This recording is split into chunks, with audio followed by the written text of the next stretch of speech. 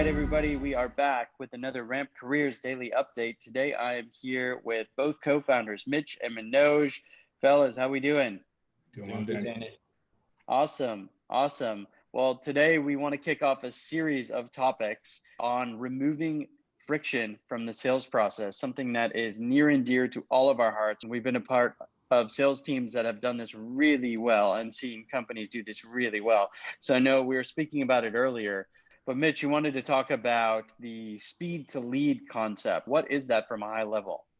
Yeah, absolutely. So important here in the sales process. Essentially, what we're talking about today is responding quickly to inbound or even outbound emails that come back to you, prospects that raise their hand and say, "Hey, look, I want to have a conversation with you. I'm interested in your product, your service, whatever it is you're offering." So speed to lead, essentially getting on top of and following up quickly with those prospects can make such a difference in the sales cycle and how engaged those prospects are. Let's dig into it. I've got a real life example here. I went through this just yesterday, actually, 2 days ago. I'm moving out of my apartment in San Francisco, looking for a moving company to move a bunch of stuff into storage. It's only a one-bedroom apartment. It's not even that much stuff, but I'm like, hey, let's save some time and energy here, find some movers. So I go into Google like anybody would, type in moving company San Francisco. I find the top 3 results that look legit enough, and I reach out. Like each one of them had a contact us button. So I put in my info, phone number, email, boom, I hit send. The results I got back from all 3 companies were wildly different and just immediately made me realize how important this concept is. And especially for someone like me who's gonna buy instantly here. But even for like an enterprise software, right, where maybe you're selling $100,000 piece of software and maybe the sales cycle is gonna be 6 months, still getting on top of that, making that first impression can make such a difference. So let me talk about my experience and then you guys chime in with your thoughts here. But essentially, I hit send on all 3 of those simultaneously. Within minutes of hitting send, I get an email back from the first company with a nice, marketing type email, but nice email back from them saying, "Hey, go ahead and we'll call you tomorrow morning or something like that. We'll call you within 24 hours, or feel free to call us for like 10% off." So immediately I like pick up the phone, I give them a call. It's Sunday afternoon and somebody answers right away and we have a nice conversation. They qualify me and essentially give me a quote on the phone. It's just like incredible. Within 10 minutes, I've got a quote from these folks. The next one that comes in Monday morning at like 9:30 a.m. And it's like handwritten email, which could be good, but the way it's written is like really poorly. And essentially asking me for like some information before they can provide me a quote. So now it's like they're a day later than this first company. And now they're asking me for like information I got to type out manually. The third one just came in actually like 15 minutes before this call. So, 48 hours, maybe almost 72 hours after the first person reached out to me. And they've asked me for 25 different questions to answer over email before they can provide a quote for me. Of course, I'm going with the first one, right? Like I've already booked it. I booked it Sunday night. It was too easy for me. But it just opened my eyes, even as someone who's been selling for years, opened my eyes to how important it is to get on top of and follow up with these folks as quickly as you can. That first impression, that first touch point is so critical. Great insights and frankly, good examples. And you can see the difference even in something as simple as moving. I think there's real life examples too with the speed to lead concept that I've seen work really well in B2B SaaS businesses. I actually think it was Salesforce that coined this rule about a decade ago, this 30-minute rule, where any lead that came into Salesforce had to be touched within 30 minutes or it would be immediately assigned to a different rep who could hit it in 30 minutes. There was some pretty hard and fast rule. And I know that's actually shrunk meaningfully as technology and the sales tech stack has improved. So how do you apply this concept in your organization? Well, the easiest way to do it actually is to set up a web to lead form from your website as somebody requests a demo directly to your CRM, and then have the CRM populate via round robin or some other way straight into your sales reps inbox and ping them multiple times so they don't miss the ping. So I like to set up annoying notifications, but when a warm lead hits that website, I will set up a notification to the sales rep's cell phone. I'll set up one in their CRM and I'll set up one in their inbox.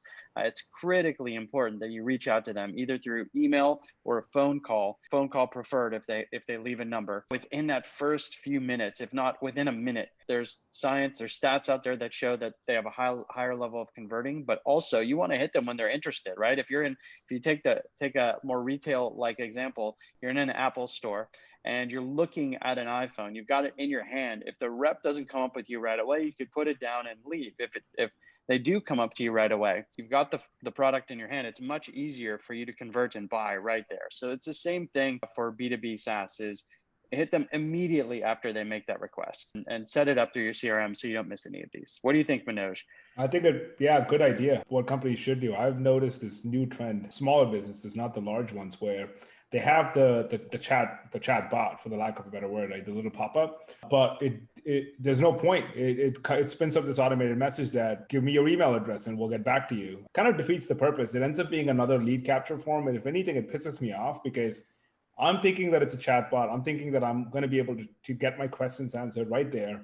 And nothing turns me off more than it ending up being another lead capture form where I know that someone's going to get back to me later on. And now I'm on some drip, right? Yeah. And I think if I were shopping around, and I reasonable to assume that if you're on one company's webpage and asking questions, you're in shopping around mode. You're going to go to the next webpage, the next website, and ask the same question. I almost feel like if you don't feel like you can respond to someone right away, you'd rather not even have that chatbot there. Like, what is it doing? It's just going to like not build a great trustworthy relationship. And just don't have it. Don't have a chatbot. Another thing that I've seen companies do quite creatively is folks that are not able to deal with this right away or feel like they don't have staff that can handle it. I've seen companies use a third party that'll just immediately answer and collect some information, and then they will call whoever is the rep on their phone and connect those calls. I've seen that happen in professional services agencies in particular, where there's this reputation management agency that's what happened. I filled up a form. I was chatting with someone, immediately was able to give them a call. They said, I'll call you. And quickly came to realize that, hey, I'm not talking to the actual reputation management company, but they asked me 2 questions and then they just connected it directly to the guy, the proprietor, right? And so there might be ways if you don't have the wherewithal to deal with it immediately, if you're trying to do a little more qualification, that's okay. Just connect it with somebody else. And if it truly is a warm lead that they can quickly qualify with 1 or 2 questions, maybe they'll just connect you on the phone, and that's the way to go. I'm with you. I think that's actually super smart, and credit to the movers that understood that someone that came into them as a hot lead is someone that is probably has a move right around the corner. They want to know without any confusion what the price is going to be, and they've solved for it. Which I don't know if you know, but there's the digitally forward moving companies that are doing the same thing, except with even greater pricing transparency. I've used a couple of companies. I use Feather when I move, and same process, right? I log in, they give me 3 pictures, right? A photo that has this like 3 boxes, and each box is like a couch and 2 things. Like roughly you can visualize how much stuff you have. And then it just quotes you a flat price, and that's it. Nothing more to it, nothing less to it. Everything's set up. And I think that's the way the world is moving to. So with you. Yeah, for any transactional purchase like that, the more visibility, the more transparency you can provide up front, I think the better off you are, right? There's like this notion of people are so afraid to give away their secret sauce to the competitors, but in actuality, right, if your secret sauce should be you differentiating your customer experience and the way you deliver that, and that's what's going to continue to separate you. And that online digital experience is so important. To call out one other quick and easy way for any B2B SaaS company to do this, there's a tool out there called Chili Piper. I implemented that in my last company. You set it up so that when someone hits book a demo on your website, it immediately brings them to that rep's calendar. It does all the lead routing behind the scenes that the right rep's calendar pulls up, but you can literally select a time right then and there. If it's during work hours, they even have a functionality where you can live talk with the rep immediately. It'll call them